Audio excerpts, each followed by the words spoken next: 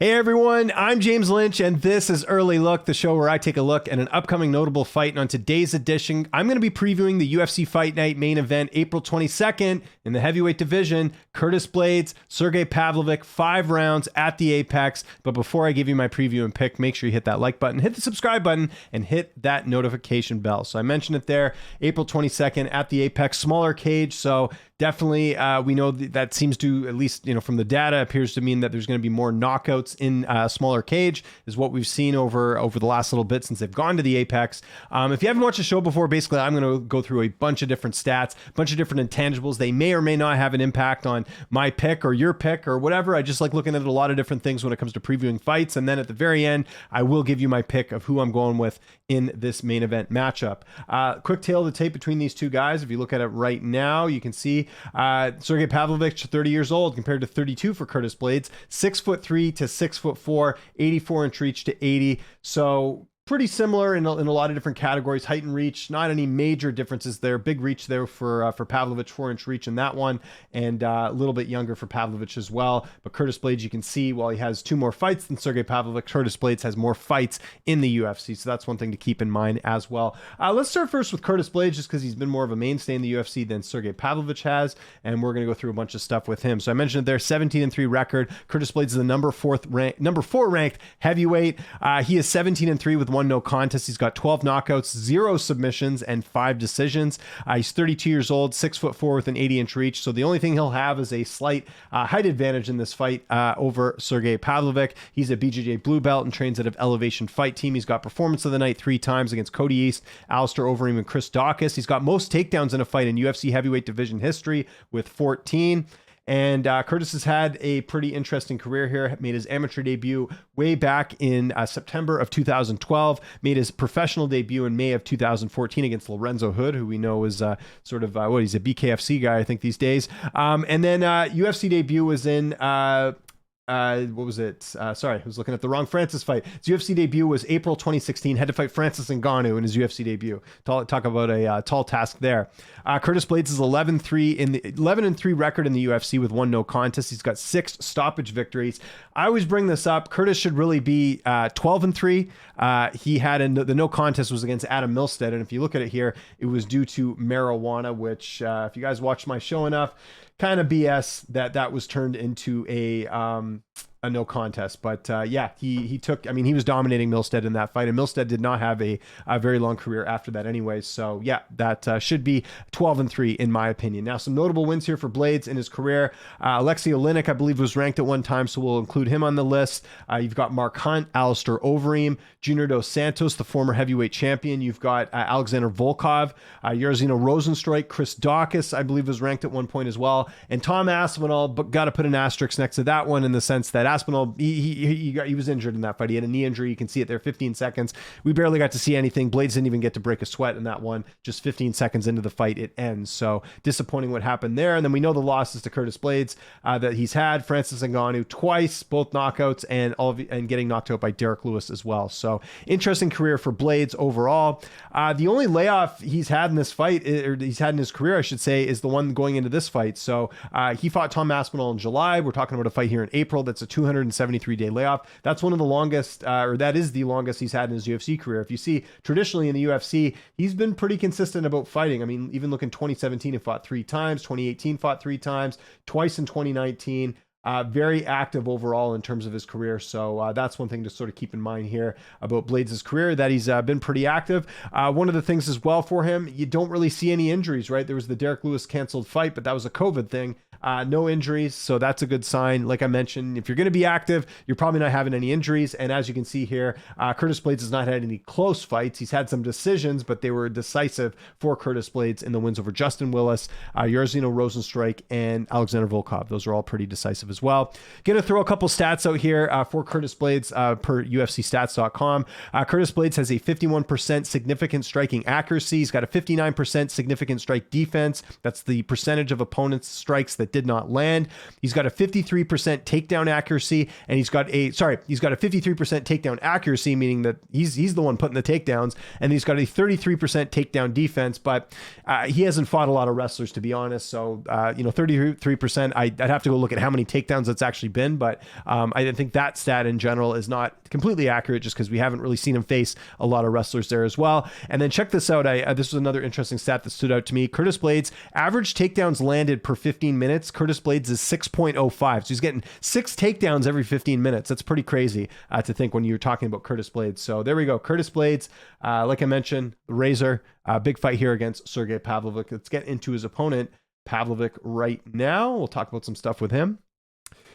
So Sergei Pavlovich, you can see there's 17-1 record. He also does not have a single submission victory in his career. He's got 3 decisions. He's the number 3 ranked heavyweight. He is 30 years old, but going to be turning 31 in May. He's 6'3" with an 84-inch reach. So he's a year younger than Curtis Blaydes, and he's got a 4-inch reach advantage.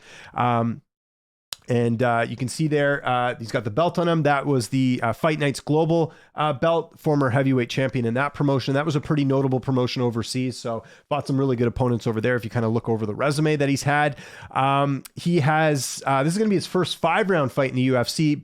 Pavlovich has fought 5 rounds before in Fight Nights Global, actually in June of 2017 when he fought for their title. That fight actually went the distance. So anyone wondering about Pavlovich's cardio and all that, he's done 5 rounds before. Shouldn't be a big concern. And Pavlovich has performance of the night bonuses 3 times in his UFC career against Marcelo Golm, Shamil, not going to butcher his last name, and Tai Tuivasa, which was his last fight. So keep that in mind as well. Sergei Pavlovich, you can see there, made his, did not have an amateur debut, went straight to the pros back in December of 2014. Blaydes actually made his professional debut 7 months earlier. So kind of an interesting path, kind of on the, I mentioned at the top how, not that much of a difference in terms of, height, reach, all that stuff. Even like fighting wise, not a huge difference there. Like I said, Curtis Blaydes made his debut 7 months earlier.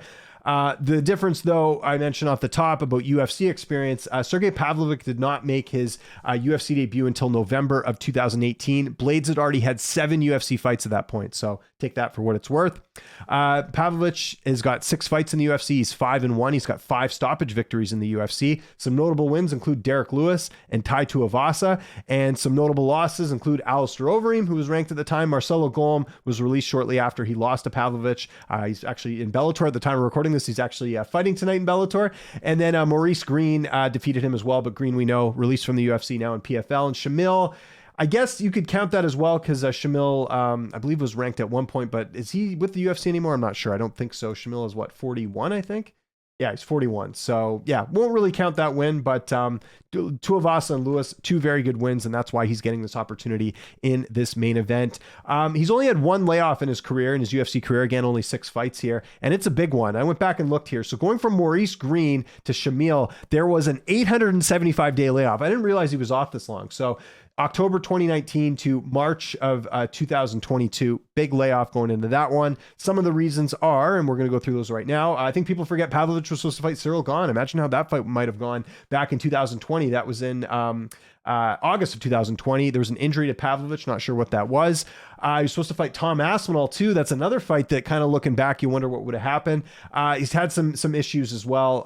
Sorry, only supposed to fight Aspinall the one time. Had visa issues. That was back in September of 2021. And then he's supposed to fight Tanner Boser in December of 2021. I think there was an issue on Boser's end as far as why he couldn't travel, if I'm not mistaken. Might have been vaccine related, not 100% sure on that, but that was still, obviously, we're coming out of COVID back in 2021. So yeah, just didn't match up with either of these guys fighting. So 3 opponents that Pavlovich never ended up fighting. So that's kind of interesting too.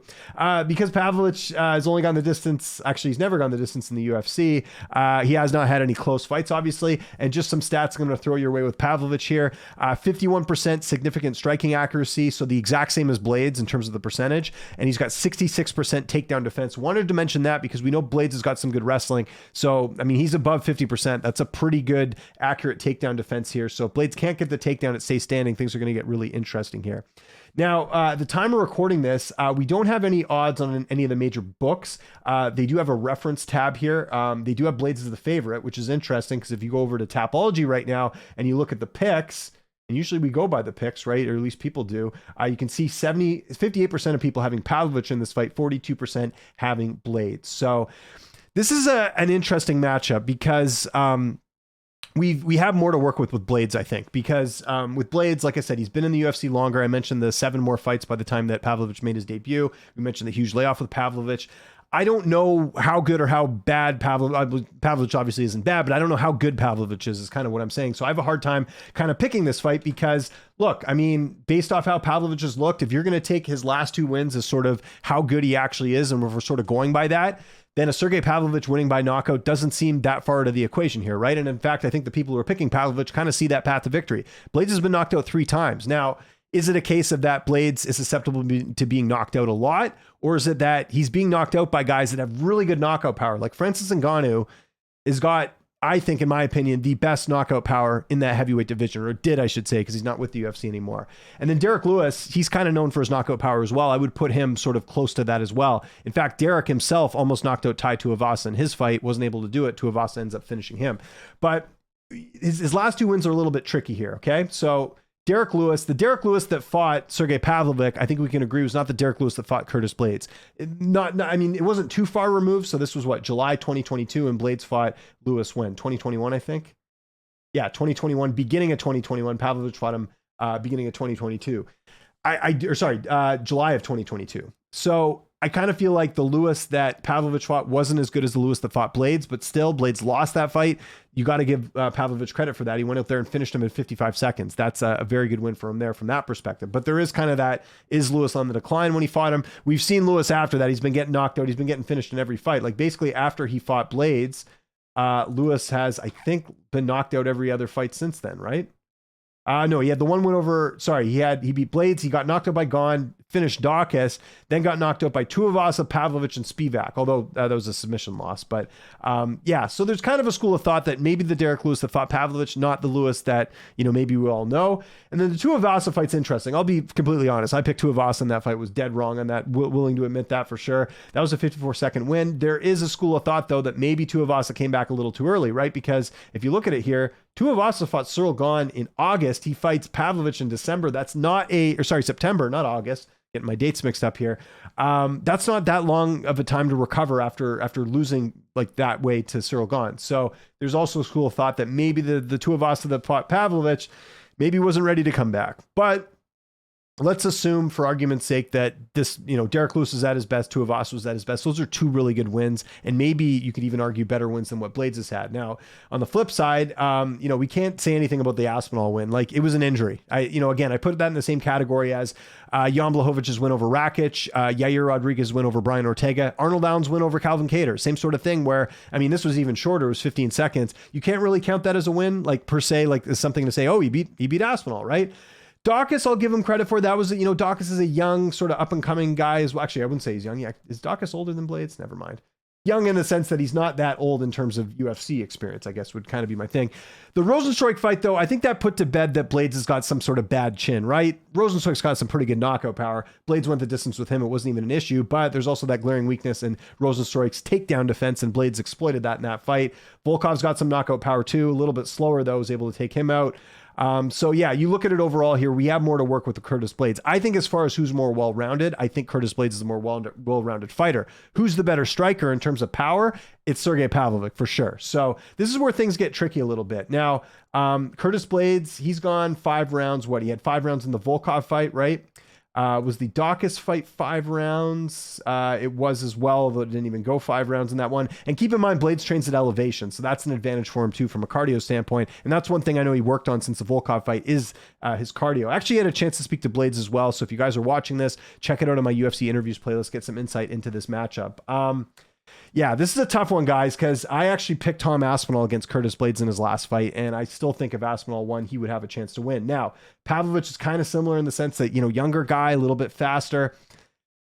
It's tough, though. I think early on is going to be a good test here. I think if Pavlovich wins, it's going to be early. I think he finishes his Blaydes, first or second round. But I think what's likely going to happen here is I think Blaydes is going to weather the storm a little bit. I don't think he's going to make the same mistake he did against Derek Lewis. And I think if the fight goes later, you got to favor Blaydes just off experience, right? He trains at elevation. He's had that 5-round experience already. Pavlovich has only had 1 5-round fight. Blaydes has had more than that, I think, right? I think he's had at least 2. I'm not mistaken. And, you know, again, he went the distance with Volkov 5 rounds as well, too, which is a good sign, too. So that's something to sort of keep in mind here. Actually, I think that might have been the only 5-round fight. No, so I guess Dawkins and Volkov are the 2 5-round fights as well that he's had, and Aspinall, but those, you know, the Aspinall and Dawkins fights didn't even need to go 5 rounds. So that's something in mind here. So as far as who I'm going with, I think I have more to work with Blaydes here as opposed to Pavlovich. I kind of feel like Pavlovich was a benefit of 2 opponents, those last 2 fights, that maybe weren't in ideal situations. Again, Lewis on the decline a bit, Tuivasa not taking enough time off. I'm kind of banking on that a little bit, and that's where I think Blaydes' experience will pay off. So what I think is going to happen, it's going to be a little bit scary for Blaydes early on, but I think he survives those first couple rounds, and I think as it gets a little bit deeper into the fight, Blaydes is going to go in there and get a late finish. I don't think this fight goes the distance. I was tempted to go Blaydes by decision here, but I think Blaydes has the ability to finish him late in the fight. The other thing you got to remember as well, and I know they're different fighters from, you know, when they fought back, or where I know he's a different fighter than back then, but who is Blaydes' main training partner for who's a training partner of Curtis Blaydes that beat Sergei Pavlovich? It's his only loss. It's Alistair Overeem. And who do you think helped him get ready for that fight? It was Curtis Blaydes. And I know that was in 2018. You know, it's a long time ago, but Blaydes has a good sense of what he's expecting here. You know, this is something that he's very familiar with. So I think, again, that's a little bit of an advantage for Blaydes there as well. So I'm going to go Curtis Blaydes, 4th round, ground and pound TKO win over Sergei Pavlovich to get it done. Would I be shocked by Sergei Pavlovich early finish? I would not. Maybe then, you know, I'll say, hey, okay, this guy's the real deal. He's going to be a threat to the title. But right now, I'm not there yet because I do think he was a beneficiary of 2 fights that I think were, you know, opponents that I think Blaydes would do similar things to. Maybe not that early, but I still think he'd dominate them as well. Because again, all we have here is first round finishes. And I don't get the same feeling that I do from Sergei Pavlovich as I do with like a Francis Ngannou, for example. So again, 4th round finish for Curtis Blaydes via ground and pound TKO is going to be my pick. So I want to know what you guys think in the comment section below. Who are you picking in this fight and why are you picking them? That's what I want to hear. Let's discuss this. Let's have some fun. You guys know I love discussing fights. What I don't like are trolling, you know, the you know, well, actually type guys, you know what I'm talking about. The people who want to tell you how wrong you are about stuff. Those people I got no time for. But if you want to discuss this fight, more than happy to do that in the comment section. Also, let me know if there's any other notable fights you want me to preview. I'm trying to get, you know, most of the main events and some other big fights that are coming up here in the next little bit. Yeah, really appreciate you tuning in. One more time, make sure you hit that like button, hit the subscribe button, and hit that notification bell. I'm James Lynch. I try and do the show every week. So again, give me your feedback if there's any other fights you want me to preview. Thanks so much for watching, and I'll see you next time.